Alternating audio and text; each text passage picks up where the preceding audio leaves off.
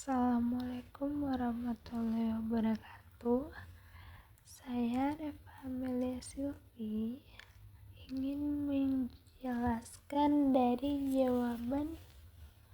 jawaban pertanyaan dari pertemuan 1 sampai pertemuan 16 dengan NPM 2415310002 dengan dosen pengaku Bapak Asep Profesor Dr. E. Rusyadi SE MSI Kikarek CIQNR CIMMR dan CISSR.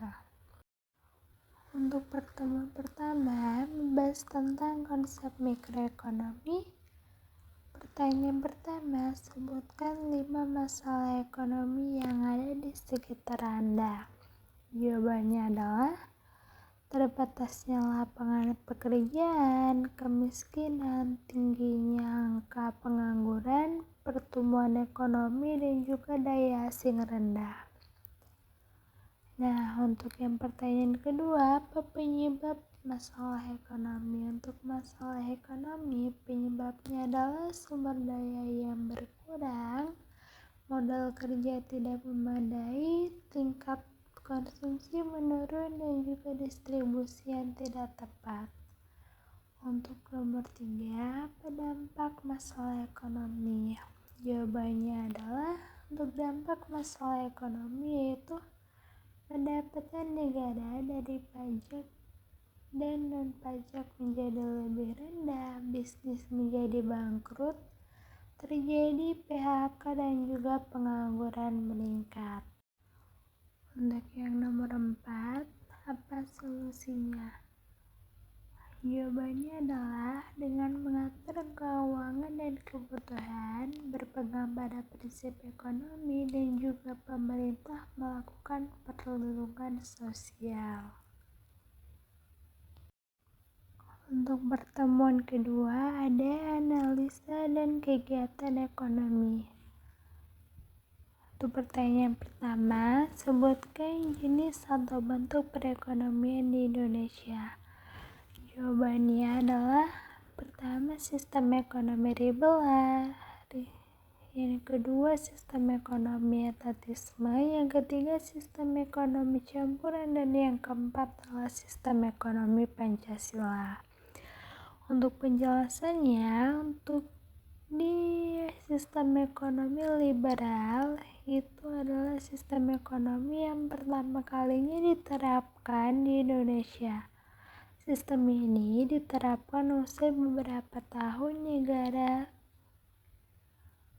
Indonesia berhasil meraih kemerdekaan pada tahun 1945,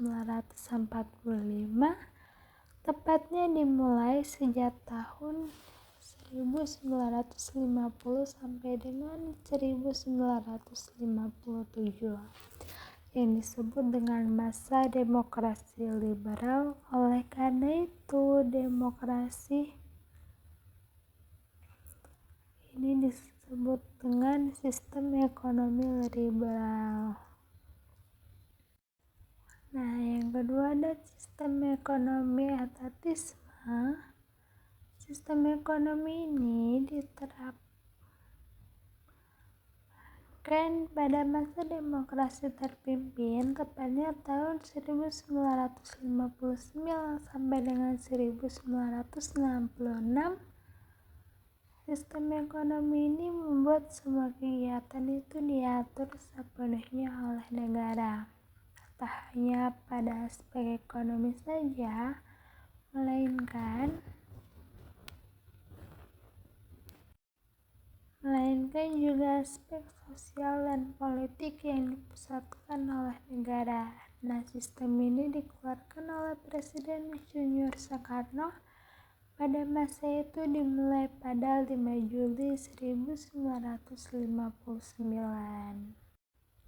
Nah, sistem ekonomi yang ketiga adalah sistem ekonomi campuran. Sistem ini tuh berlaku pada saat Indonesia dipimpin oleh pemerintahan Orde Baru yaitu Soeharto tepatnya pada tahun 1967 sampai dengan 1998. Dalam sistem ekonomi campuran, kegiatan ekonomi ada campur tangan antara pemerintah dan masyarakat. Nah, untuk yang sistem ekonomi terakhir adalah sistem ekonomi Pancasila. Untuk sistem ini diterapkan di Indonesia yang berlaku sejak masa reformasi pada tahun 1988. Nah, untuk sistem ini merupakan hasil pengembangan dari sistem ekonomi sebelumnya atau sistem ekonomi campuran. Untuk sistem ekonomi dimulai dengan peranan koperasi, dan untuk saat ini Indonesia sudah menerapkan sistem ini. Nah, untuk pertanyaan ketiga, kritisi apa saja kelebihan dan kelemahan ekonomi di Indonesia? Untuk kelebihannya, pertama, perekonomian disusun berdasarkan asas kekeluargaan. Yang kedua, bumi, air, dan kekayaan alam digunakan untuk kesejahteraan rakyat. Warga negara memiliki kebebasan dalam memilih pekerjaan dan mendapatkan penghidupan yang layak. Nah, untuk kekurangannya, yang pertama itu pemerintah memiliki tanggung jawab yang lebih besar dibandingkan pihak swasta. Yang kedua, sulit mewujudkan pemerataan pendapatan. Yang ketiga, pertumbuhan ekonomi cenderung lebih lambat dibandingkan dengan sistem ekonomi liberal. Nah, untuk keempat, pihak swasta tidak dapat memaksimalkan keuntungannya karena ada investasi dari pemerintah. Untuk pertanyaan keempat, apa yang terbaik bentuk ekonomi dan buatlah alasannya? Untuk yang terbaik buat ekonomi Indonesia adalah membangun infrastruktur. Nah, untuk membangun infrastruktur itu merupakan salah satu kunci untuk mengatasi masalah perekonomian. Meningkatkan kualitas SDM. Dengan meningkatkan kualitas SDM itu merupakan salah satu upaya negara untuk menciptakan keunggulan ekonomi. Dan yang terakhir adalah mendorong investasi. Pemerintah dapat menarik minat investor asing dengan menyediakan insentif dan kemudahan berusaha. Untuk di pertemuan ketiga ada dasar-dasar penawaran dan permintaan. Nah, setelah mengamati permintaan dari suatu toko di pasar, didapatkan hasil permintaan minyak goreng di toko tersebut. Berdasarkan hukum permintaan, ketika harga meningkat, maka jumlah barang yang dimintakan menurun, dan begitu juga sebaliknya. Apabila harga menurun, maka permintaan akan naik. Maka didapatkan hasil dari untuk P adalah jumlah permintaan dan untuk Q adalah harga. Untuk jumlah permintaan di 5 kilo harganya adalah di 20.000. Nah, untuk di harga 18.000 jumlah permintaan menjadi 10 kilo. Untuk di harga 16.000 jumlah permintaan menjadi 15 kilo. Untuk di harga 14.000 jumlah permintaan menjadi 20 kilo. Dan untuk di harga 12.000 jumlah permintaan menjadi 25 kilo. Maka untuk grafik permintaannya adalah di harga 12.000 grafik permintaan menjadi di 25 kilo di paling atas, dan untuk di 20.000 grafik permintaan menurun menjadi 5 kilo di paling bawah. Untuk di pertemuan 4 ada membahas tentang teori permintaan. Untuk di sebuah toko, minyak goreng mengalami penurunan harga dari 20.000 per kilogram menjadi 12.000 per kilogram. Hal ini menyebabkan naiknya permintaan minyak goreng di toko tersebut. Awalnya permintaan minyak goreng hanya 5 kilogram, kini menjadi 25 kilogram. Maka elastisitas permintaannya adalah untuk delta Q itu adalah 25.000 kilo kurang 5 kilo, maka didapatkan hasil 20 kilo.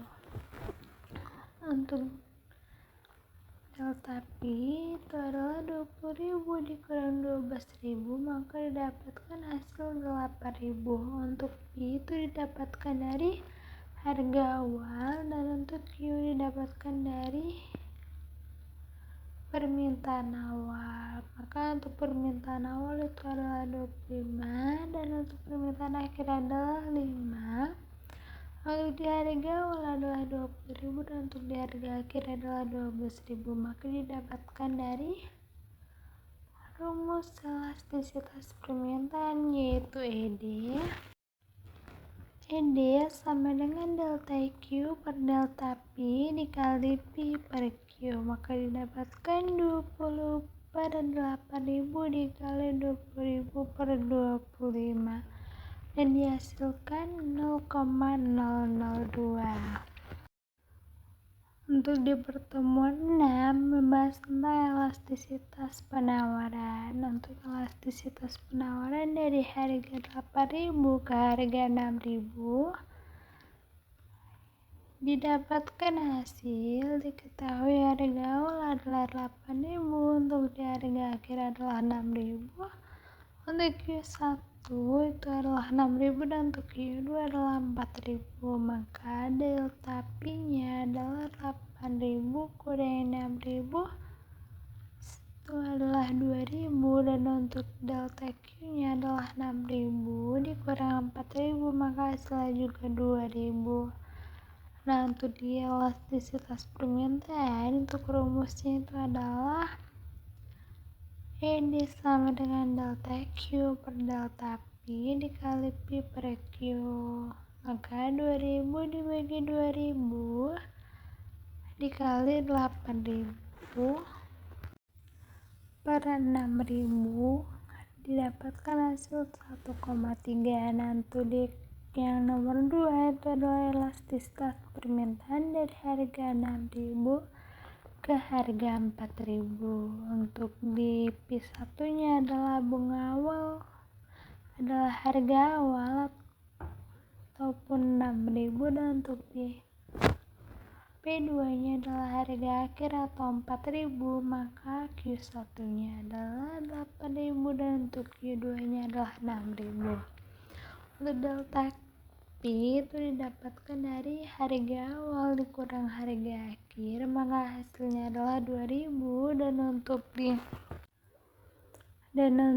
delta Q nya adalah 8000 dikurang 6000, hasilnya adalah 2000. Maka untuk rumus elastisitas permintaan adalah ED delta Q per delta P dikali P1 per Q1, dan hasil adalah 2000 dibagi 2000 dikali 6000 per 8000, dan dapatkan hasilnya adalah 0,75 dari elastisitas permintaan harga 6000 ke harga 4000.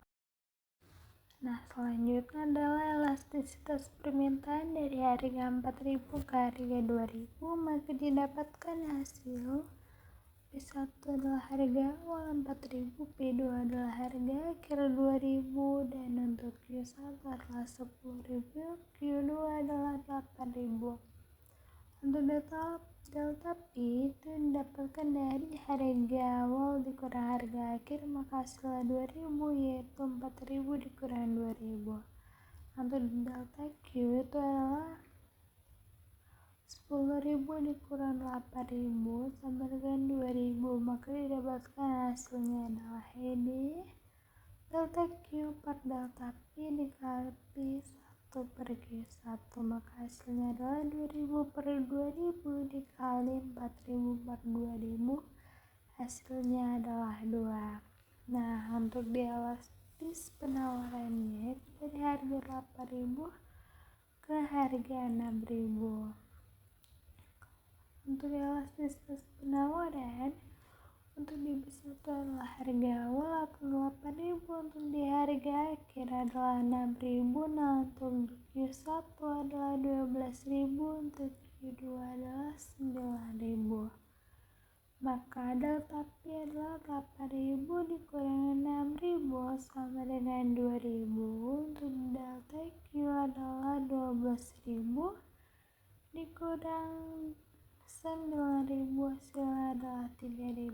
Maka didapatkan hasil dari elastisitas penawaran menggunakan rumus IS delta Q per delta P dikali P1 per Q1, maka hasilnya adalah 3.000 per 2.000 dikali 8.000 per 12.000, hasilnya adalah 1. Untuk selanjutnya adalah elastisitas penawaran dari harga 4.000 ke harga 6.000 ke harga 4.000, maka untuk harga awalnya adalah 6.000, untuk harga akhirnya adalah 4.000. Untuk Q1 itu adalah 9.000 dan untuk Q2 adalah 6.000. Untuk delta P-nya adalah 6.000 dikurang 4.000, hasilnya adalah 2.000. Untuk di delta Q-nya adalah 9.000 dikurang 6.000, itu hasilnya adalah 3.000. Maka untuk ditanyanya adalah elastis penawaran yaitu delta Q per delta P sama dengan 3.000 per 2.000 kali 6.000 per 9.000 adalah 1. Dan begitu juga dan dari elastisitas penawaran dari harga 4.000 ke harga 2.000. Untuk di pertemuan 8 itu adalah ujian mid semester. Untuk pertanyaan pertama, gambarkan secara empiris ekonomi mikro menurut saudara sendiri. Secara empiris, ekonomi mikro adalah ilmu ekonomi yang mempelajari perilaku konsumen dan produsen dalam membuat keputusan dan berinteraksi di dalam pasar. Ekonomi mikro juga mempelajari tentang kurva permintaan dan penawaran untuk memahami variabel biaya pada suatu produksi barang dan jasa. Untuk contoh dari empiris, salah satu produk terkait permintaan dan penawaran. Untuk permintaannya adalah penjual menawarkan minyak goreng kepada para pembeli atau konsumen dengan harga 12.000 per kilogram dan banyak yang tertarik membeli minyak goreng tersebut. Melihat kondisi tersebut, penjual menaikkan harga minyak goreng dengan harga 20.000 per kilogram. Adanya kenaikan harga tersebut membuat para pembeli berpikir kembali sebelum membeli minyak goreng tersebut. Akhirnya minyak goreng tersebut tidak terlalu laku seperti sebelumnya. Nah, untuk contoh penawarnya adalah di saat pasar sedang ramai, penjual menawarkan minyak goreng dengan harga 20.000 per kilogram, maka penjual dapat menjualnya 5 kg per hari. Jika harga minyak goreng turun menjadi 12.000 per kilogram, maka permintaan akan naik. Penjual dapat menjual 5 kg minyak goreng per hari. Untuk data empirisnya dan untuk tabelnya seperti di bawah ini. Ketika harga minyak goreng turun menjadi 12.000 per kilo, maka permintaan akan naik menjadi 25.000 per kilogram per hari. Nah, ketika harga minyak goreng naik menjadi 14.000 per kilo, maka permintaan turun menjadi 20.000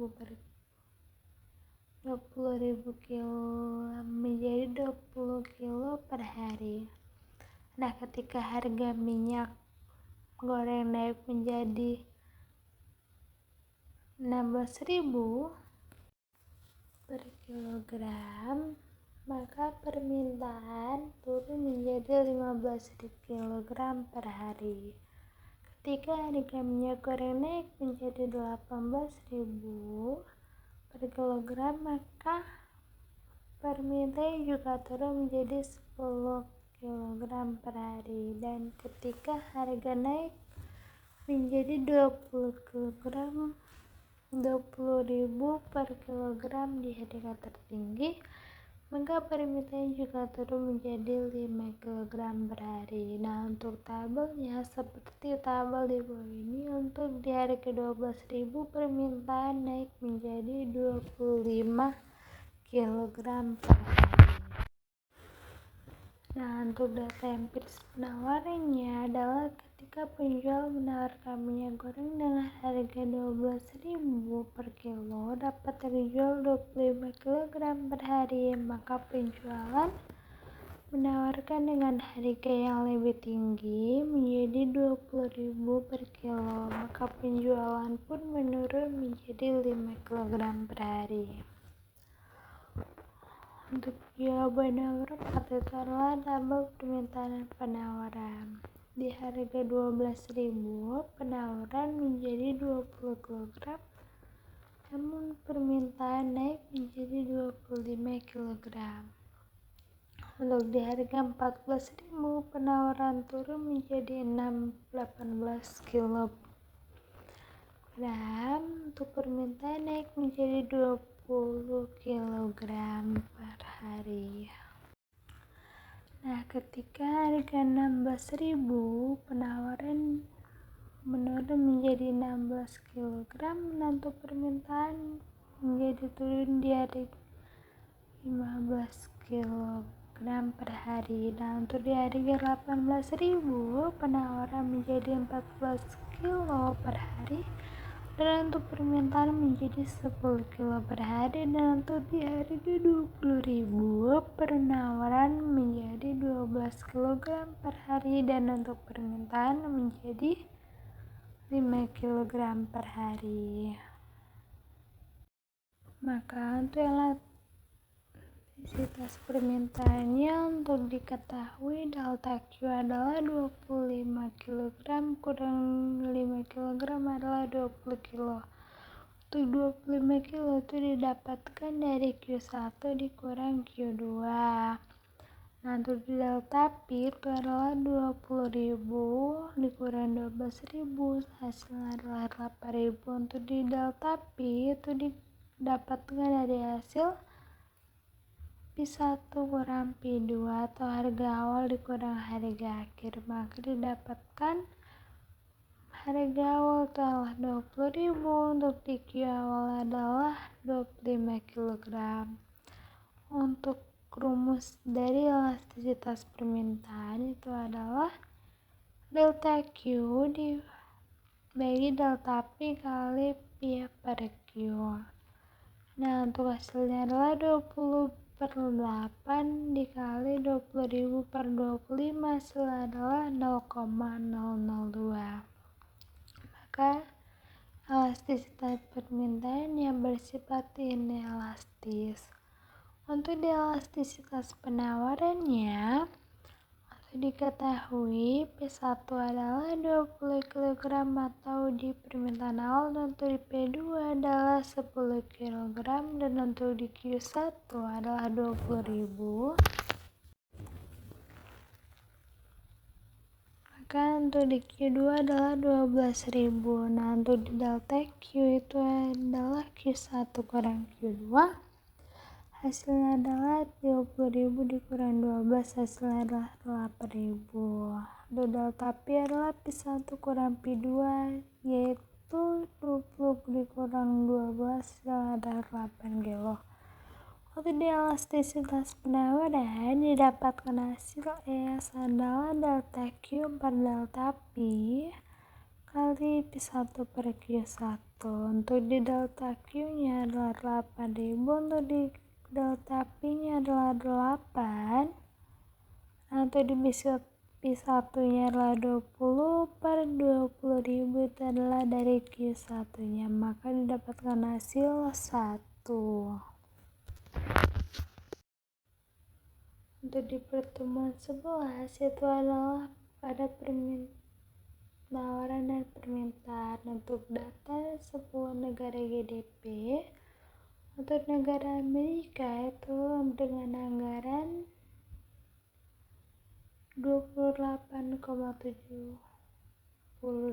triliun. Untuk di urutan kedua ada Cina di 18,53 triliun.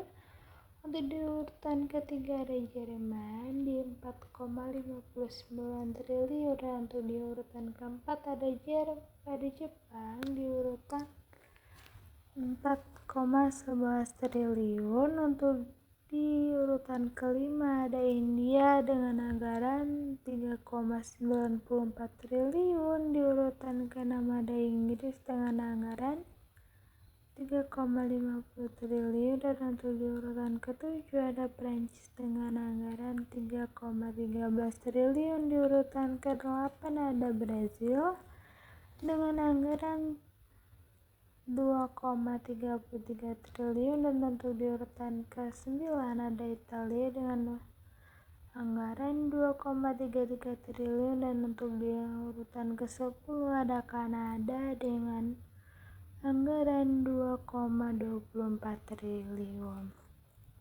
Untuk grafiknya seperti di gambar sebelah ya. Untuk di Amerika Serikat paling tertinggi di 28,78 triliun, dan untuk di paling rendah ada di Kanada dengan 2,24 triliun. Maka grafiknya adalah seperti itu. Untuk di pertemuan 12 ada data 10 negara dengan pajak tertinggi di dunia. Untuk negara pertama itu adalah Finlandia dengan pendapatan 57,30%. Untuk di negara kedua adalah negara Jepang dengan pendapatan pajak 55,95%. Atau di urutan ketiga ada Denmark dengan pendapatan 55,9%. Untuk di Austria dengan pendapatan 55%.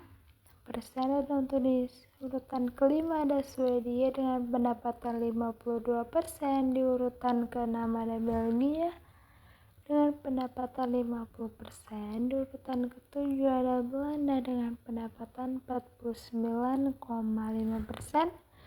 Untuk di urutan ke-8 ada Jerman dengan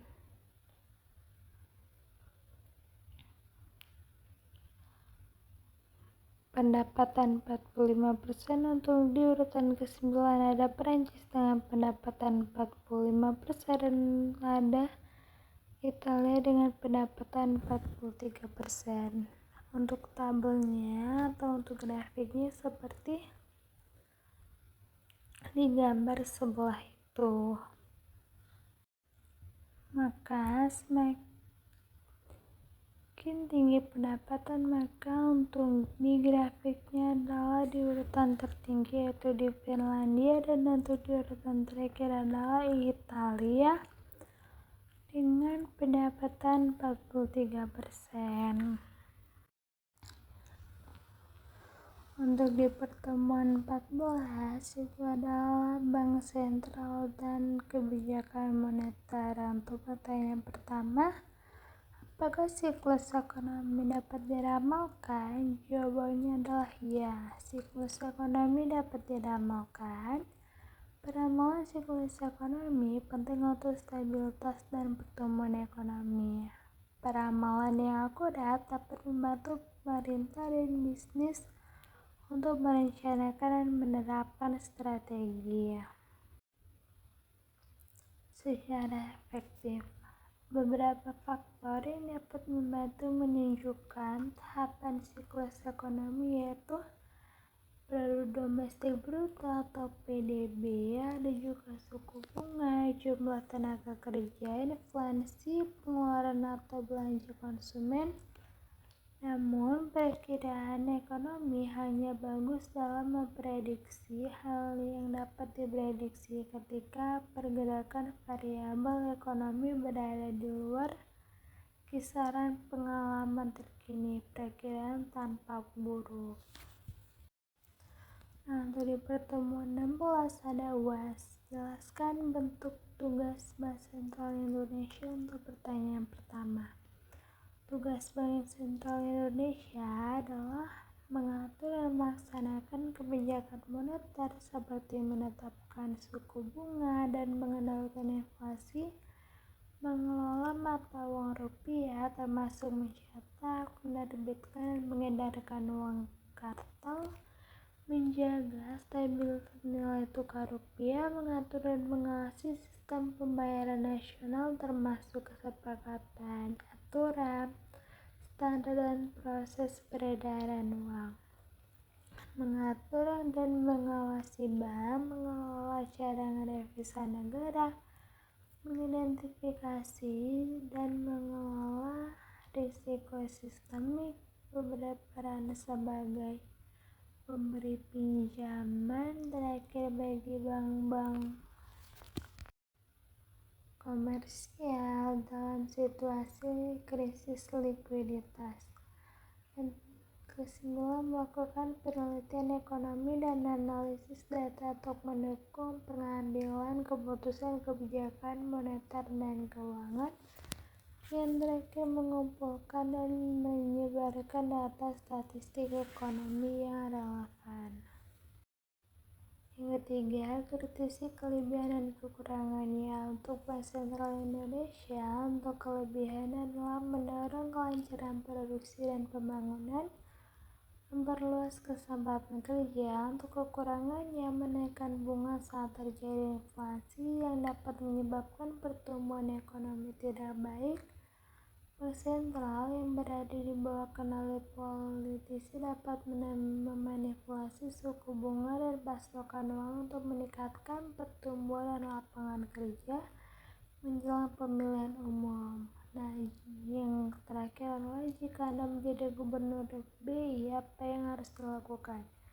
Jawabannya adalah menetapkan dan melaksanakan kebijakan moneter dengan mengelola suku bunga dan kebijakan moneter lainnya, dan mengatur keuangan dan menjaga sistem pembayaran.